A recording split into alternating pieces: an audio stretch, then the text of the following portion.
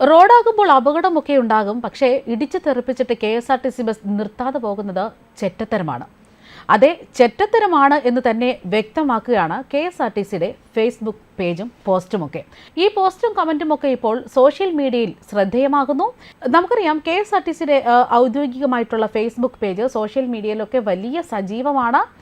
പൊതുജനങ്ങൾക്ക് അറിവ് പകരുന്നതും മാർഗനിർദ്ദേശം നൽകുന്നതുമായിട്ടുള്ള ക്രിയാത്മകമായ ഇടപെടലിലൂടെ KSRTC ഫേസ്ബുക്ക് പലപ്പോഴും ശ്രദ്ധ നേടിയിട്ടുമുണ്ട്.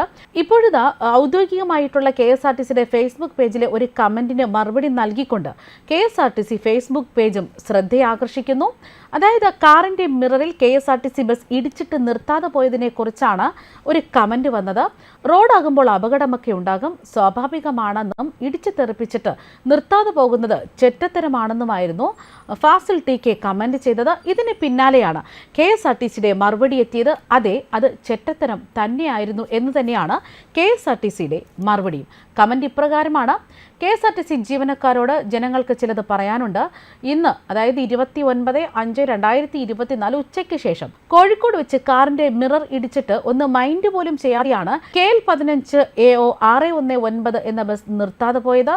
ജനങ്ങൾക്ക് ഉപകാരം ചെയ്തില്ലെങ്കിലും കുഴപ്പമില്ല, ഇങ്ങനെ ഉപദ്രവിക്കാതെ നിന്നാൽ തന്നെ വലിയ ഉപകാരം. റോഡാകുമ്പോൾ അപകടമൊക്കെ ഉണ്ടാകും, സ്വാഭാവികം. പക്ഷേ ഇടിച്ച് തെറിപ്പിച്ചിട്ട് നിർത്താതെ പോകുന്നത് ചെറ്റത്തരം തന്നെയാണ്. ഇതിനാണ് KSRTCയുടെ മറുപടി ഇപ്രകാരം എത്തിയത്. അതെ, അത് ചെറ്റത്തരം തന്നെയാണ്. ഈ കമന്റിന് താഴെ നിരവധി പേർ തന്നെ KSRTCയുടെ തെറ്റുകൾ ചൂണ്ടിക്കാണിക്കുകയും ചെയ്യുന്നു. അതായത് പലപ്പോഴും വാഹനമൊക്കെ അപകടത്തിൽപ്പെട്ടാൽ അല്ലെങ്കിൽ വാഹനം ഇടിച്ചാൽ ഭയന്നായിരിക്കും അവിടെ വാഹനം പോലും നിർത്താതെ കടന്നു പോവുക. എന്നാൽ അങ്ങനെ ഒന്ന് ചെയ്യരുത് എന്ന് തന്നെയാണ് ഈ ഫേസ്ബുക്ക് പേജിലൂടെ പറയുന്നത്. അതായത് വാഹനം അപകടത്തിൽപ്പെട്ടാൽ സ്വീകരിക്കേണ്ട നടപടികളിൽ ഏറ്റവും ആദ്യത്തേത് വാഹനം നിർത്തുക എന്നതാണ്. അതായത് അപകടമുണ്ടാകുന്നത് ഒരുപക്ഷെ നമ്മുടെ തെറ്റുകൊണ്ടോ അല്ലെങ്കിൽ മറ്റു വാഹനങ്ങളുടെ പിഴവ് കൊണ്ടോ ഒക്കെ ആകാം. എന്നാൽ അപകടമുണ്ടായാൽ വാഹനം നിർത്തി പരിശോധിക്കുക എന്നതാണ് അതിലെ ഏറ്റവും പ്രധാനപ്പെട്ട നടപടി.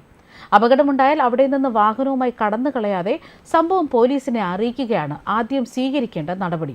അതേസമയം വാഹനത്തിന് കാര്യമായ കേടുപാടുകളോ അപകടത്തിൽ മരണമോ സംഭവിച്ചിട്ടുണ്ടെങ്കിൽ പോലീസിന്റെ സാന്നിധ്യത്തിൽ മാത്രമേ വാഹനം സംഭവ സ്ഥലത്ത് നിന്ന് മാറ്റാനും മറ്റ് നടപടികളൊക്കെ സ്വീകരിക്കാനും പാടുള്ളൂ എന്നാണ് നിയമം തന്നെ അനുശാസിക്കുന്നത്. അതേസമയം തന്നെ അപകടത്തിൽ ആർക്കെങ്കിലും പരിക്കേൽക്കുകയോ മറ്റോ ചെയ്തിട്ടുണ്ടെങ്കിൽ ഇവർക്കുടൻ തന്നെ വൈദ്യസഹായം ഉറപ്പാക്കുകയും വേണം. അപകടമുണ്ടായ വാഹനത്തിൻ്റെയും മറ്റും ഫോട്ടോ എടുത്ത് സൂക്ഷിക്കുന്നത് ഇൻഷുറൻസ് ഉൾപ്പെടെയുള്ള തുടർ നടപടികൾക്ക് സഹായകരമാകും. അടിസ്ഥാനപരമായി ഒരു അപകടമുണ്ടായാൽ ഇത്രയും നടപടികൾ കർശനമായും തന്നെ സ്വീകരിക്കണം. പകരം ഇവിടെ നിന്ന് രക്ഷപ്പെടാൻ ശ്രമിക്കുന്നത് മറ്റ് നടപടികൾക്കൊക്കെ കാരണമായേക്കും. എന്നാൽ അപകടമേറെ ഗുരുതരമാണെങ്കിൽ പോലീസിൽ ഈ വിവരം അറിയിച്ച് FIR തയ്യാറാക്കണം. അപകടമുണ്ടായ സ്ഥലം, വാഹന നമ്പർ, ഇൻഷുറൻസ് നമ്പർ തുടങ്ങിയവ ഉൾപ്പെടെ ഇൻഷുറൻസ് ഓഫീസിലും അപകട വിവരം അറിയിക്കേണ്ടതുണ്ട്. ഇൻഷുറൻസ് ക്ലെയിം ലഭിക്കുന്നതിനായി ഇൻഷുറൻസ് കമ്പനി ചുമതലപ്പെടുത്തിയിട്ടുള്ള സർവേയറുടെ റിപ്പോർട്ട് ഉൾപ്പെടെ മോട്ടോർ ആക്സിഡന്റ് ക്ലെയിം ട്രൈബ്യൂണലിനും അപേക്ഷ നൽകുകയും ചെയ്യാം. അതിനാൽ തന്നെ വാഹന അപകടം നടന്നാൽ അവിടുന്ന് കടന്നു കളയാതിരിക്കുക. നിലവിൽ അപകടത്തിൽപ്പെട്ടവർക്ക് വേണ്ട സഹായമുണ്ടെങ്കിൽ അത് ചെയ്യാം. ഇങ്ങനെ സഹായം ചെയ്തതുകൊണ്ട് ആരും തന്നെ അഴിക്കുള്ളിലാകാൻ പോകുന്നില്ല. നിലവിൽ അപകടത്തിൽപ്പെടുന്നവരെ എത്രയും പെട്ടെന്ന് രക്ഷപ്പെടുത്താൻ ശ്രമിക്കുക.